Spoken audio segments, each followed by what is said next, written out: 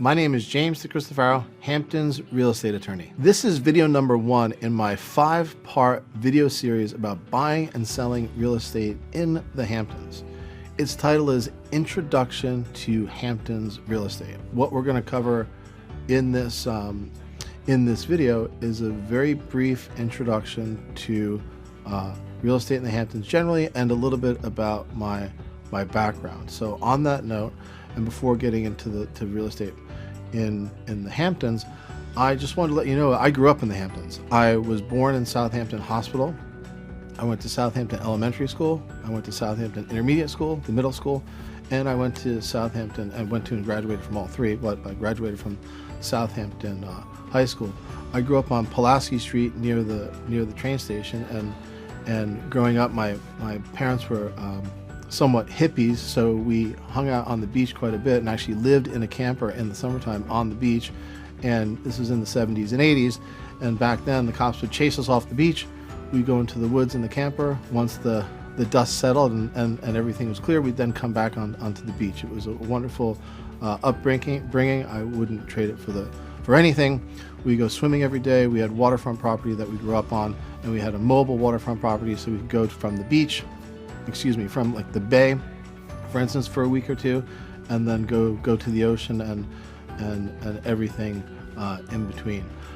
Like I said, the high school house that I had was near the train station on Pulaski Street. My family is also the owner of small businesses out there. On my mother's side, my uncle Mike and his wife Allison, Mike and Allison Scanlon, they own the Sag Harbor Fireplace Showroom, which is on the Bridgehampton Sag Harbor Turnpike. You might have seen it before driving between Bridgehampton and, guess what, Sag Harbor. Growing up out there, I've lived in Southampton. I've lived in Sag Harbor as well during time between college and law school. And on my dad's side of the family, they own a restaurant. Joe DeCristofaro and his wife Maria own, at the time of this video at least, or the recording of this video, called the Old Stove Pub in Sagaponack.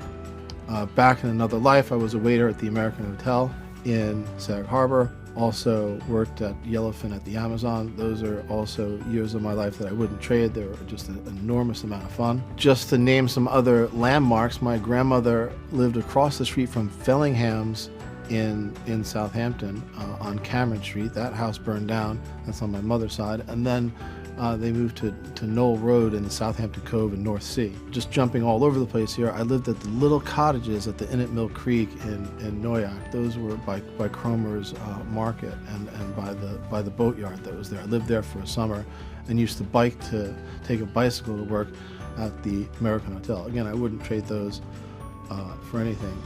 I also lived in Main Street in Sag Harbor, right next to the movie theater there. That was less of a drastic biking commute to the American Hotel. It's basically across the street, and that was also an enormous amount of fun. Again, I wouldn't trade those days for anything.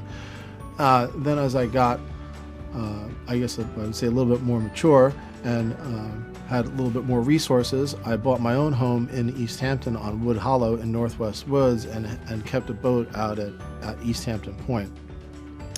And that was a wonderful time out there. We take the boat out quite frequently, and then we take it to Sag Harbor and just run around all over the place. Spent an enormous amount of time also in Amagansett, Montauk, a lot of time in Sag Harbor, East Hampton, Southampton, of course, because that's where I grew up. I've got friends in Hampton Bays and West Hampton as well. So I'm 51 years old now. It's 2000 and what year is this? 2024, and I've been in the Hamptons my whole life. I was born and raised there, and I've been going there ever since. I also have another uncle who owned a chimney restoration company, Sean Scanlon, on my mother's side. My dad was a builder out there, and my mother was a real estate agent for a while. So very, very ingrained in the guts and glory of the Hamptons real estate market. It almost sort of goes through my blood, I would say. And growing up, my father and mother loved sailboats. We had 4 sailboats throughout the course of growing up, from as small as a a Cape Dory, which is a little unsinkable sailing dinghy, to a Lightning, to an International One design, to a boat called Iris, and there's a small replica in a glass case at the Mystic Seaport Aquarium in Connecticut of the boat Iris, which my father restored. It was a wooden boat, and it sailed from Italy to the United States during World War II. There's a lot of rich history there, and I hope that you enjoy the photos. And then one last thing, again, I'm jumping all over the place. When I was growing up, my uncle on my mother's side, Pat, he has since passed, Pat Scanlon, he owned a restaurant called Megan's, and this was a burger joint right in the heart of Watermill. Great times, great memories. The Hamptons real estate market is one like no other in the world. Maybe Palm Beach, maybe other high-end places. I remember growing up out there, I would mow lawns. It would take me 10 minutes to mow a lawn, 15 minutes to mow a lawn, and I would get $35. What is that now, $200 or something like that? It's just insane. You know, the tradesfolk out there make very good living if they do it right. If they don't, they make a decent living anyway, just because of the way that the market is out there. In terms of the homes, it has evolved throughout the years. In Sag Harbor, I heard stories, because I don't remember because I was too young at the time, but it was a place where they had dozens of bars where people would go just to enjoy themselves at bars and then leave.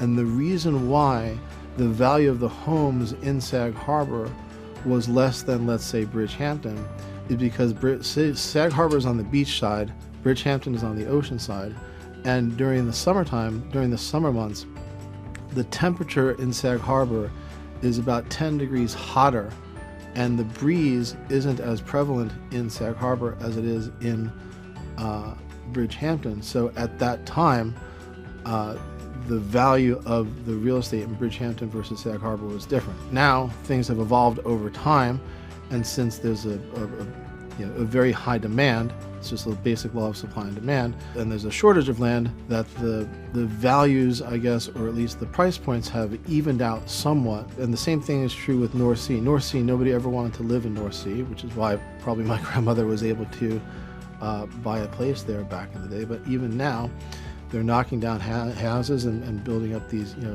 little big houses, I guess we call them. There are the estates in, East Hampton and Southampton, right on the water there.